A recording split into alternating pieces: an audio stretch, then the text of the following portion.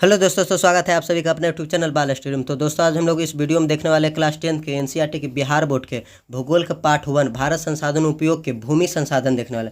तो दोस्तों, इसमें भूमि संसाधन में आज हम लोग देखने वाले अभ्यास प्रश्न। तो देखिए, सबसे पहला अभ्यास प्रश्न क्या है, तो वस्तुनिष्ठ प्रश्न। सबसे पहला अभ्यास प्रश्न कौन सा है, तो वस्तुनिष्ठ प्रश्न। तो देखिए, सबसे पहला वस्तुनिष्ठ प्रश्न क्या से पूछ रहा है कि पंजाब में भूमि निम्नीकरण का मुख्य कारण क्या है। तो देखिए, इसका उत्तर हो जाएगा पंजाब में भूमि निम्नीकरण का मुख्य कारण अधिक सिंचाई। पहला का उत्तर क्या हो जाएगा, डी। अगला देखिए, बोला दूसरा क्या चाहिए कि सोपानी कृषि किस राज्य में प्रचलित है। तो देखिए, दूसरा का उत्तर हो जाएगा उत्तराखंड। उत्तराखंड क्या हो जाएगा, तो सोपानी कृषि उत्तराखंड में प्रचलित है। ठीक। अगला देखिए, तीसरा नंबर क्वेश्चन क्या बोल रहा है, मरुस्थलीय मृदा का विस्तार निम्न से कहाँ है। तो देखिए, मरुस्थलीय मृदा किसको बोलते हैं, जहाँ बालू की मात्रा ज़्यादा हो जिसमें। तो देखिए, बालू की मात्रा किसमें ज़्यादा होता है, राजस्थान में है। तो देखिए, मरुस्थलीय मृदा का विस्तार निम्न में कहाँ है, तो राजस्थान में। तो इसका आंसर हो जाएगा राजस्थान, यानी बी हो जाएगा, तीसरा के बी। चौथा नंबर क्वेश्चन देखिए क्या बोल रहा है कि मेढक के प्रजनन को नष्ट करने वाला रसायन कौन सा है। तो देखिए, इसका आंसर हो गया एंड्रिन। क्या हो जाएगा, एंड्रिन, यानी मेढक को प्रजनन को नष्ट करने वाला रसायन है एंड्रिन। क्या चाहिए, एंड्रिन। तो चौथा सी हो जाएगा। काले मृदा का दूसरा नाम क्या है। अगला क्वेश्चन है, काली मृदा का दूसरा नाम क्या है। तो देखिए, इसका उत्तर हो जाएगा रेगुर मृदा। क्या होगा, रेगुर। तो काली मृदा का दूसरा नाम क्या चाहिए, रेगुर मृदा। क्या चाहिए, रेगुर। ठीक। तो देखिए, ऑब्जेक्टिव प्रश्न हो गया, यानी जो वस्तुनिष्ठ प्रश्न है तो पाँचों हो गया, 5 को था इसमें तो 5 हो गया। अब अगला हम लोग देखने वाले लघु उत्तरीय प्रश्न। इस चैप्टर का आज हम लोग क्या चीज़ देखने वाले, मृदा संसाधन के लघु उत्तरीय प्रश्न देखने वाले हैं। तो देखिए, सबसे पहले लघु उत्तरीय प्रश्न क्या चीज़ बोल रहा है कि जलोढ़ मृदा के विस्तार वाले राज्यों का नाम बताइए, इस मृदा में कौन कौन सी फसल लगाई जा सकती है। तो देखिए, इसका उत्तर हो जाएगा उत्तर भारत का मैदान पूर्णतः जलोढ़ निर्मित है, यानी उत्तर भारत का जो मैदान है ना पूरी तरह से क्या चाहिए, जलोढ़ मिट्टी वाला क्षेत्र है। ठीक। और जलोढ़ मृदा के विस्तार वाले राज्य बिहार, उत्तर प्रदेश, असम, पंजाब, पश्चिम बंगाल आदि है। यानी देखिए, बिहार, उत्तर प्रदेश ये सब का उत्तर भारत का है ना क्षेत्र। पंजाब देखिए उत्तर भारत का क्षेत्र है। तो बोला कि देखिए, बिहार, उत्तर प्रदेश, असम, पंजाब, पश्चिम बंगाल आदि है। ठीक। यानी देखिए, ये सब जो क्षेत्र है इसमें क्या चाहिए, जलोढ़ मिट्टी पाई जाती है।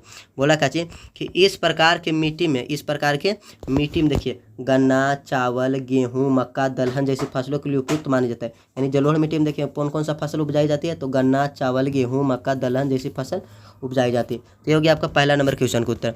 दूसरा नंबर क्वेश्चन देखिए क्या बोला कि समोच्च कृषि से आप क्या समझते हैं। तो देखिए, उसका उत्तर हो जाएगा कि ढाल वाली भूमि पर रेखाओं के समांतर हल चलाने से ढाल के साथ जल बहाव की गति घटती है, इसे समोच्च जुताई कहा जाता है। यानी देखिए, ढाल वाला यानी जो पहाड़ी वाला क्षेत्र होता है, यानी जो ढाल वाला क्षेत्र होता है ना, तो उसमें क्या किया जाता है कि समांतर रेखा से क्या चीज जोता जाता है, हल चलाया जाता है। क्या चीज चलाया जाता है, हल। यानी एक रेखा दूसरे रेखा के समांतर क्या चीज चलाया जाता है, हल चलाया जाता है। उससे क्या होता है कि ढाल के साथ जल की बहाव की गति क्या होती है, घट जाती है। तो जिसे हम लोग क्या कहते हैं, समोच्च जुताई कहते हैं। ठीक। बोला पहाड़ी ढलान को काटकर कई चौड़ी सीढ़ियाँ बना दी जाती है, यानी जो पहाड़ वाला जो ढलान होता है उसको काट कर कई चौड़ी सीढ़ी बना दी जाती है।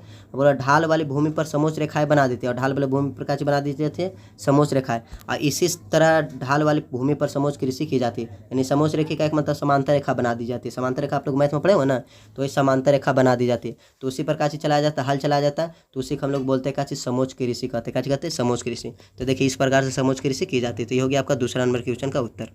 तीसरा नंबर क्वेश्चन क्या बोला कि पवन अपर्दन वाले क्षेत्र में कृषि की कौन सी पद्धति उपयोगी मानी जाती है। तो देखिए, इसका उत्तर हो जाएगा पवन अपर्दन वाले क्षेत्रों में पट्टिका कृषि उपयुक्त मानी जाती है। कौन सा कृषि उपयुक्त मानी जाती है, पट्टिका कृषि। तो देखिए, पट्टिका कृषि क्या होता है कि दो फसल के बीच में क्या होता है कि एक घास का पट्टी लगा दिया जाता है। दो फसल के बीच में क्या किया जाता है, घास का पट्टी लगा दिया जाता है। उसी को हम लोग पट्टिका कृषि कहते हैं। देखिए, आगे लिख रहा है कि जो फसलों के बीच में घास की पट्टियाँ विकसित करके की जाती है, यानी फसल के बीच में क्या लगा दी जाती है, घास की पट्टी। यानी देखिए, इधर फसल है, इधर फसल है, और बीच में देखिए घास की पट्टी लगा देगा, घास की लगा देगा पट्टी। तो इसी को हम लोग बोलते हैं पट्टिका कृषि। क्या बोलते हैं, पट्टिका कृषि। ठीक।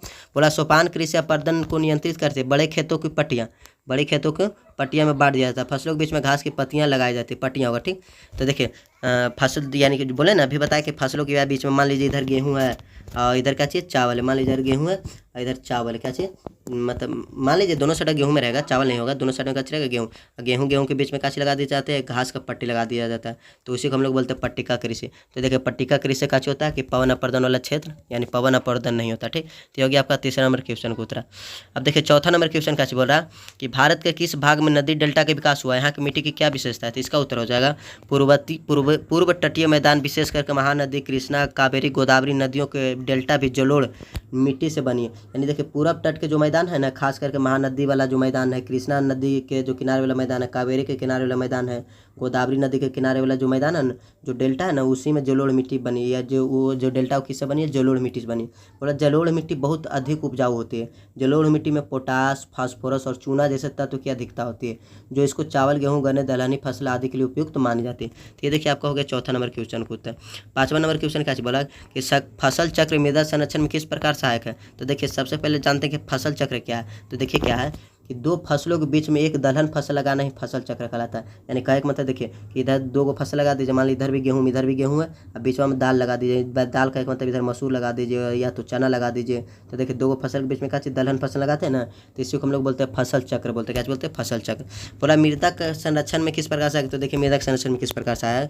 बोला मृदा कटाव और उसके बहाव की प्रक्रिया को मृदा अपरदन कहते हैं। यानी मृदा जो कटता है ना और उसी जो कट के बह जाता है उसी को हम लोग मृदा अपरदन कहते हैं। क्या कहते हैं? मृदा अपरदन। यानी जो मिट्टी कटता है, मिट्टी कट के पानी में बह जाता है ना, उसी को हम लोग मृदा अपरदन कहते हैं।